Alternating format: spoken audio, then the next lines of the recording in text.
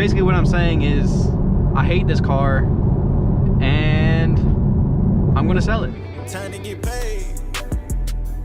Stayed up late night, counting cheese. Paranoid, overthinking. You say your life is the same way it seems. Time to get paid. Alright you guys, what is going on? Welcome back to the channel. And as y'all saw in the previous video where I discussed some of my favorite things about the ZL1, in this video I'm going to be discussing some things that I dislike about the ZL1.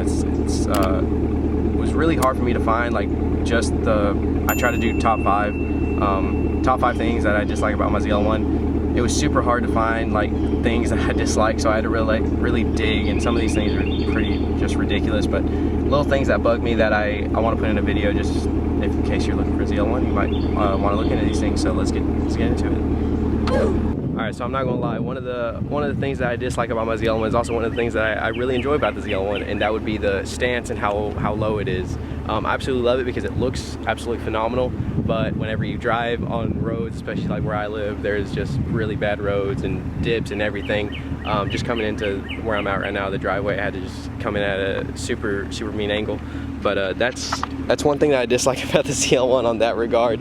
Like I said, it's super hard to find things that I don't like about the car. That is definitely one of them though, and I know I talked about lowering the car, which will make it even worse, but I don't think it'll be too bad. I'm just trying to lower it just maybe half an inch to an inch. But yeah, that thing is pretty low. It doesn't look too crazy on video, but Lord, if you go over some speed bumps and you're not careful, you're gonna really hurt that splitter and whatever's underneath that.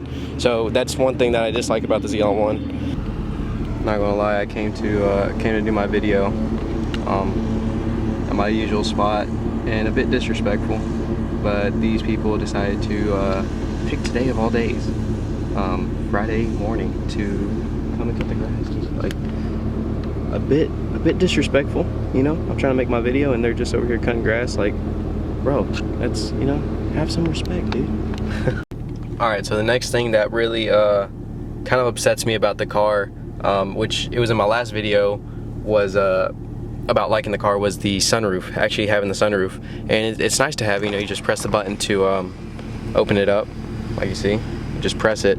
My problem with it is, to close it, this is such a small problem, but you have to hold the button. You can't just press the button and it closes. You have to hold the button for it to close. I don't know why, but that just really upsets me to the highest degree, and I wish Chevy would fix that, like, please. Also, another very minor issue, whenever you hit like the little defrost thing right here, like that, and you can see it's on the very first level right there. Hit the auto defrost, or not auto defrost, but defrost, and it's on the very first level for it to start out at the lowest setting.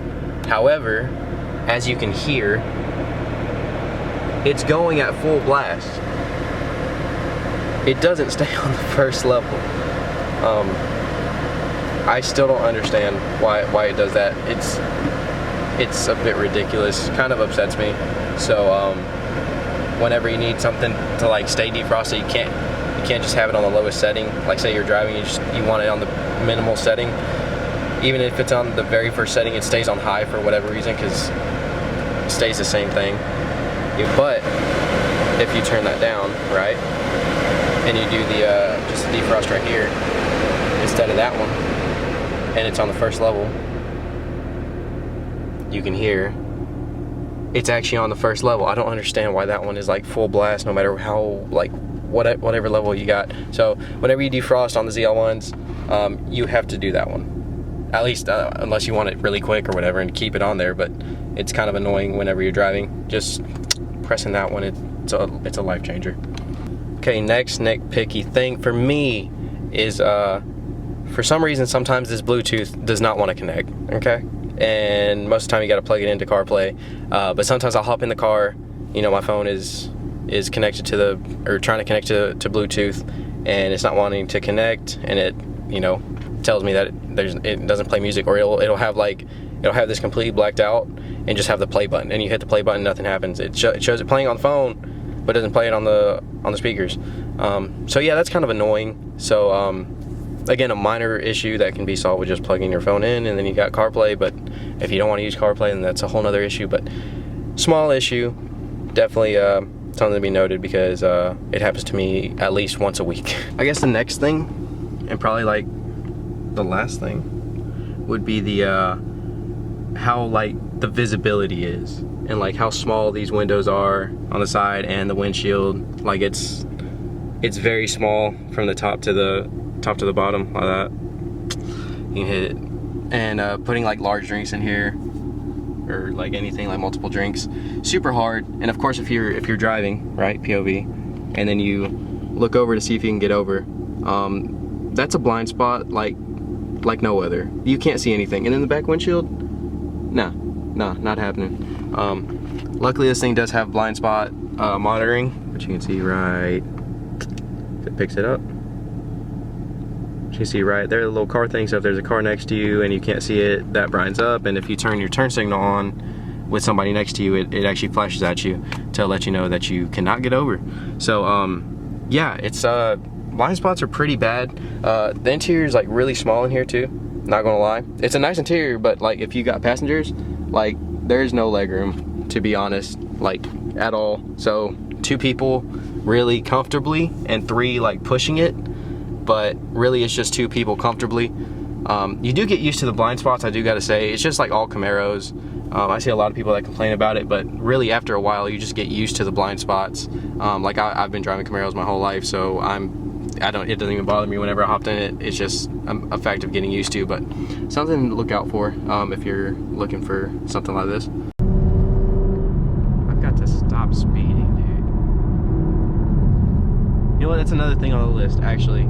Adding it in last second. This thing makes me speed too much. Like I'm just driving normally and I don't even realize that I'm speeding until I see the speed limit and I realize that I'm going way above it. This thing just makes you want to speed, like for no reason. Like I didn't even think about it like consciously. I'm just over here going faster than I'm supposed to, and that's just like, it doesn't even fly over my head, or it just flies over my head. It doesn't even come into a thought where I'm like, yo, I'm actually like speeding. Like I need to chill. This thing is just like, it's just so, I don't know how to explain it. You just like drive and you just don't even think about it for real. It's crazy. So yeah, another dislike.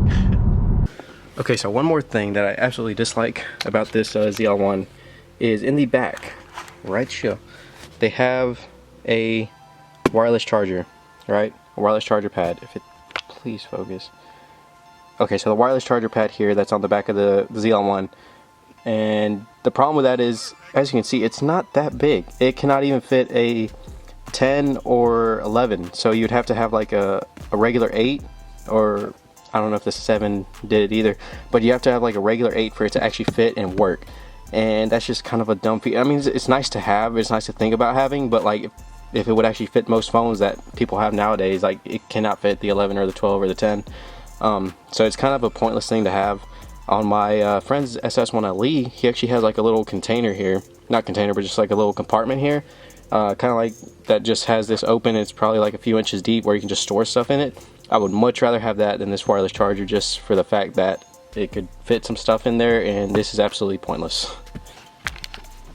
And here's like a perfect example of it. Here's my iPhone 11, even without the case, just does not fit. Like it's pretty pointless. I don't understand why it's there. Okay, so I almost forgot about this, and I was actually I already wrapped the video up, but I got back to the house and completely forgot about this one thing that utterly upsets me to the highest degree, and it would be, let's see if I can get to, it's gonna be so annoying, bro. Okay, there we go. I had somebody commenting telling me that was a 6th gen, but there's no way that you can tell me that's 6th gen. You can see even the diffuser goes underneath the license plate, and that is only on the 14, 15 Camaros, which are 5th gen Camaros, not a 6th gen. They changed that in the 6th gen, and I don't know why, even this being a 2018, 3 years into the 6th gen refresh, it still shows the 5th gen. It's such a minor problem, guys, but like y'all can see it clear as day. And even like on here, they did well where you could show a picture of the actual 6th gen zl1.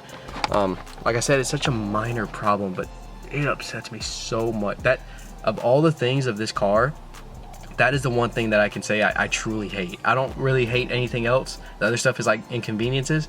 That just really, I don't know why, but it just makes me so upset. Alright, you guys, so I was gonna do it for the video. Like I said, it was really hard for me to pick like just some things that I dislike about the ZL1, but those are 5 things I find picky, and some things I dislike about it. Other than that, I absolutely love this car. I can never think about really getting rid of it for any particular one of those reasons. It's just little nitpicky things of owning a car like this that you'll notice. But yeah, if you got any questions or anything about the ZL1, be sure to comment down below. If you got anything that you maybe noticed that I may have not about the ZL1 that might be something that you don't like, be sure to let me know in the comments. Be sure to subscribe, like, and we'll see you in the next one. You won't believe how many times I done lost control. Now I ain't loose with y'all, smell me. You won't believe how many nights I cried with K.